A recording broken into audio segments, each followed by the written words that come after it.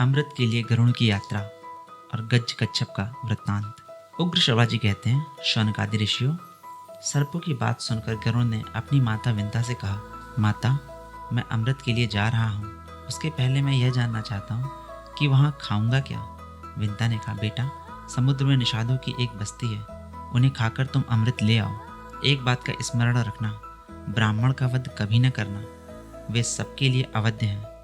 गरुड़ जी ने माता की आज्ञा के अनुसार ही उस द्वीप के निषादों को खाकर आगे बढ़े। गलती से एक ब्राह्मण उनके मुंह में आ गया, जिससे उनका तालू जलने लगा। उसे छोड़कर वे कश्यप जी के पास गए। कश्यप जी ने पूछा, बेटा, तुम लोग सकुशल तो हो? आवश्यकता अनुसार भोजन तो मिल जाता है ना? गरुड़ जी ने कहा, मेरी माता सकुशल है, हम भी सानंद हैं। यथेच्छ भोजन ना मिलने से कुछ दुख रहता है। मैं अपनी माता को दासीपन से छुड़ाने के लिए सर्पों के कहने पर अमृत लाने के लिए जा रहा हूँ। माता ने मुझे निषादों का भोजन करने के लिए कहा था, परंतु उससे मेरा पेट नहीं भरा। अब आप कोई ऐसी खाने की वस्तु बताइए जिसे खाकर मैं अमृत ला सकूं। कश्यप जी ने कहा, बेटा, यहाँ से थोड़ी दूरी पर एक विश्वविख्यात सरोवर है। उसमें एक हाथी और एक कछुआ रहता है। वे दोनों पूर्व जन्म के भाई, परंतु एक दूसरे के शत्रु हैं। वे अब भी एक दूसरे से उलझे रहते हैं। अच्छा, उनके पूर्व जन्म की कथा सुनो। प्राचीन काल में विभावसु नाम के एक बड़े क्रोधी ऋषि थे। उनका छोटा भाई था बड़ा तपस्विक सुप्रतीक। सुप्रतीक अपने धन को बड़े भाई के साथ नहीं रखना चाहता था। वह नित्य बंटवारे के लिए कहता रहता। विभावसु ने अपने छोटे भाई से कहा, सुप्रतीक, धन के मोह के कारण ही लोग उसका बंटवारा चाहते हैं और बंटवारा होने पर एक दूसरे के विरोधी हो जाते हैं। तब शत्रु भी उनके अलग अलग मित्र बन जाते हैं और भाई भाई में भेद डालते हैं। उनका मन फटते ही मित्र बने हुए शत्रु दोष दिखा दिखाकर वैर भाव बढ़ा देते हैं। अलग अलग होने से तत्काल उनका अंध पतन हो जाता है, क्योंकि फिर वे एक दूसरे की मर्यादा और सौहार्द का ध्यान नहीं रखते। इसी से सत्पुरुष भाइयों के अलगाव की बात को अच्छी नहीं मानते। जो लोग गुरु और शास्त्र के उपदेश पर ध्यान न देकर परस्पर एक दूसरे को संदेह की दृष्टि से देखते हैं, उनको वश में रखना कठिन है। तो भेदभाव के कारण ही धन अलग करना चाहता है, इसलिए जा, तुझे हाथी की योनि प्राप्त होगी। सुप्रतीक ने कहा, मैं हाथी होऊंगा तो तुम कछुआ होगे। गरुड़ इस प्रकार दोनों भाई धन के लालच से एक दूसरे को शाप देकर हाथी और कछुआ हो गए। यह पारस्परिक द्वेष का परिणाम है। वे दोनों विशालकाय जंतु अब भी आपस में लड़ते रहते हैं। हाथी 6 योजन ऊंचा और 12 योजन लंबा है। कछुआ 3 योजन ऊंचा और 10 योजन गोल है। वे मतवाले एक दूसरे को प्राण लेने के लिए उतवाले हो रहे हैं। तुम जाकर उन दोनों भयंकर जंतुओं को खा जाओ और अमृत ले आओ। कश्यप जी की आज्ञा प्राप्त करके गरुड़ जी उस सरोवर पर गए। उन्होंने एक नख से हाथी को और दूसरे से कछुए को पकड़ लिया तथा आकाश में बहुत ऊंचे उड़कर अलम्ब तीर्थ में जा पहुंचे। वहां सुवर्णगिरी पर बहुत से देव वृक्ष लहलहा रहे थे। वे गरुड़ को देखते ही इस भय से कांपने लगे कि कहीं इनके धक्के से हम टूट ना जाएं। उनको भयभीत देखकर गरुड़ जी दूसरी ओर निकल गए। उधर एक बड़ा सा वटवृक्ष था। वटवृक्ष ने गरुड़ जी को मन के वेग से उड़ते देखकर कहा कि तुम मेरी 100 योजन लंबी शाखा पर बैठकर हाथी और कछुए को खा लो। ज्यों ही गरुड़ जी उसकी शाखा पर बैठे, त्यों वो चढ़चढ़ाकर टूट गई और गिरने लगे। गरुड़ जी ने गिरते गिरते उस शाखा को पकड़ लिया और बड़े आश्चर्य से देखा कि उसमें नीचे की ओर सिर करके वालखिल्य नामक ऋषिगण लटक रहे हैं। गरुड़ जी ने सोचा कि यदि शाखा गिर गई तो ये तपस्वी ब्रह्म ऋषि मर जाएंगे। अब उन्होंने झपटकर अपनी चोंच से वृक्ष की शाखा पकड़ ली और हाथी तथा कछुए को पंजों में दबाए आकाश में उड़ने लगे। कहीं भी बैठने का स्थान न पाकर वे आकाश में उड़ते ही रहे। उस समय उनके पंखों की हवा से पहाड़ भी कांप उठते थे। वालखिल्य ऋषियों के ऊपर दया भाव होने के कारण वे कहीं बैठ ना सके और उड़ते उड़ते गंधमादन पर्वत पर गए। कश्यप जी ने उन्हें उस अवस्था में देखकर कहा, बेटा, कहीं सहसा साहस का काम न कर बैठना। सूर्य की किरण पीकर तपस्या करने वाले वालखिल्य ऋषि क्रुद्ध होकर कहीं तुम्हें भस्म न कर दें।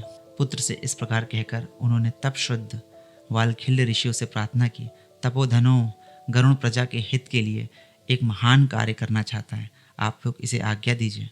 वालखिल्य ऋषियों ने उनकी प्रार्थना स्वीकार करके वट वृक्ष की शाखा छोड़ दी और तपस्या करने के लिए हिमालय पर चले गए। गरुड़ जी ने वह शाखा फेंक दी और पर्वत की चोटी पर बैठकर हाथी और कछुए को खाया।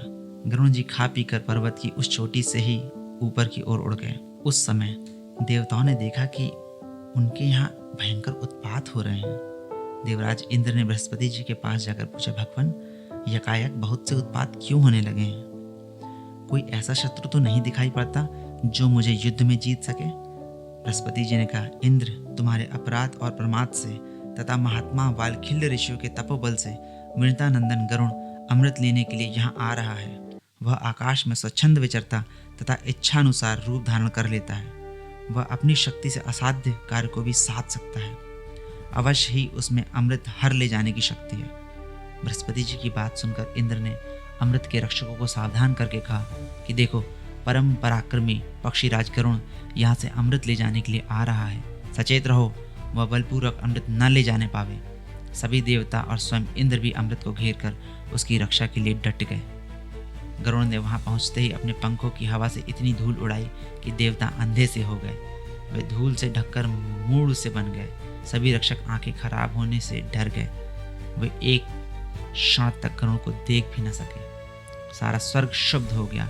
चोंच और डैनों की चोट से देवताओं के शरीर जर्जरित हो गए। इंद्र ने वायु को आज्ञा दी कि तुम यह धूल का पर्दा फाड़ दो, यह तुम्हारा कर्तव्य है। वायु ने वैसा ही किया। चारों ओर उजाला हो गया।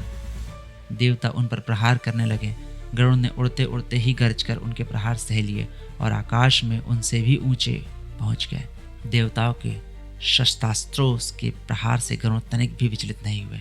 उनके आक्रमण को विफल कर दिया। गरुड़ के पंखों और चोंचों की चोट से देवताओं की चमड़ी उधड़ गई। शरीर खून से लथपथ हो गया। वे घबराकर स्वयं ही तितर बितर हो गए। इसके बाद गरुड़ आगे बढ़े।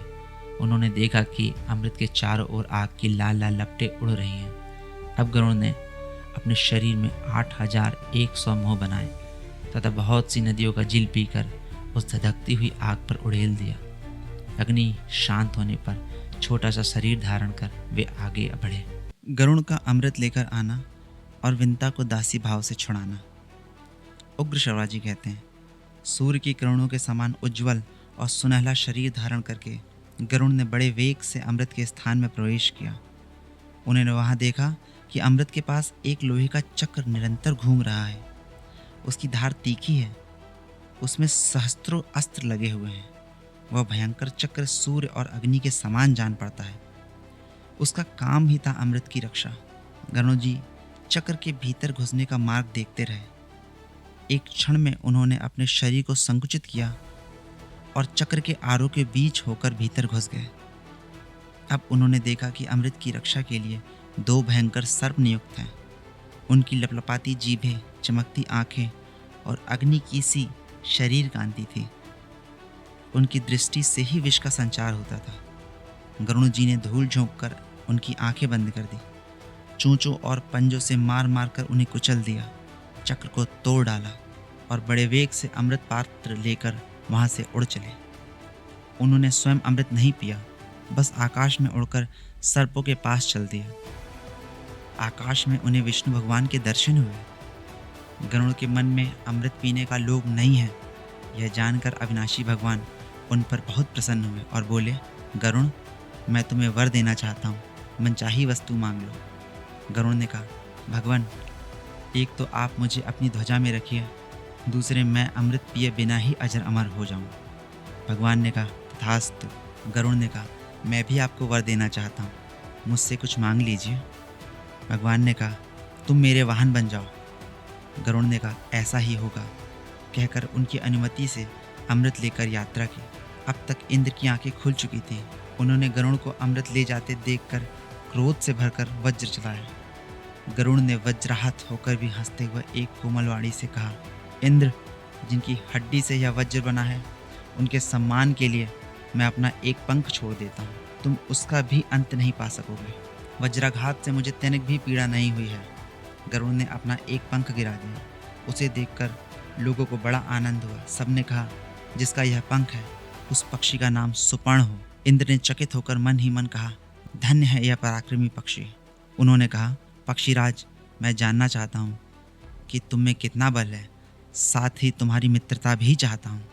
गरुड़ ने कहा, देवराज, आपकी इच्छानुसार हमारी मित्रता रहे। बल के संबंध में क्या बताऊँ?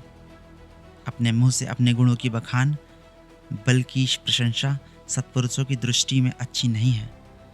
आप मुझे मित्र मानकर पूछ रहे हैं तो मैं मित्र के समान ही बतलाता हूँ कि पर्वत, वन, समुद्र और जल सहित सारी पृथ्वी को तथा इसके ऊपर रहने वाले आप लोगों को अपने एक पंख पर उठाकर मैं बिना परिश्रम के उड़ सकता हूँ। इंद्र ने कहा, आपकी बात 16 आने सत्य है। आप अब मेरी घनिष्ठ मित्रता स्वीकार कीजिए। यदि आपको अमृत की आवश्यकता न हो तो मुझे दे दीजिए। आप यह ले जाकर जिन्हें देंगे वे हमें बहुत दुख देंगे। गरुण जी ने कहा, देवराज, अमृत को ले जाने का एक कारण है। मैं इसे किसी को पिलाना नहीं चाहता हूँ। मैं इसे जहाँ रखूँ वहाँ से आप उठा लाइए। इंद्र ने संतुष्ट होकर कहा, गरुण, मुझसे मुँह मांगा वर ले लो। गरुण को सर्पों की दुष्टता और उसके छल के कारण होने वाले माता के दुख का स्मरण हो आया। उन्होंने वर मांगा, ये बलवान सर्प ही मेरे भोजन की सामग्री हो। देवराज इंद्र ने कहा, तथास्तु। इंद्र से विदा होकर गरुण सर्पों के स्थान पर आए। वहीं उनकी माता भी थी। उन्होंने प्रसन्नता प्रकट करते हुए सर्पों से कहा, यह लो, मैं अमृत ले आया, परंतु पीने में जल्दी मत करो। मैं इसे कुशों पर रख देता हूँ। स्नान करके पवित्र हो लो, फिर इसे पीना। अब तुम लोगों के कथानुसार मेरी माता दासीपन से छूट गई, क्योंकि मैंने तुम्हारी बात पूरी कर दी है। सर्पों ने स्वीकार कर लिया। जब सर्पगण प्रसन्नता से भरकर स्नान करने के लिए गए तब इंद्र अमृत कलश उठाकर स्वर्ग में ले आए। मंगल कृत्यों से लौटकर सर्पों ने देखा कि अमृत उस स्थान पर नहीं है। उन्होंने समझ लिया कि हमने विंता को दासी बनाने के लिए जो कपट किया था उसी का यह फल है। फिर यह समझकर कि यहाँ अमृत रखा था, इसलिए संभव है इसमें उसका कुछ अंश लगा हो, सर्पों ने कुशों को चाटना शुरू किया। ऐसे करते ही उनकी जीभ के दो दो टुकड़े हो गए। अमृत का स्पर्श होने से कुश पवित्र माना जाने लगा। अब गरुण कृतकृत्य होकर आनंद से अपनी माता के साथ रहने लगे। वे पक्षीराज हुए। उनकी कीर्ति चारों ओर फैल गई और माता सुखी हो गई।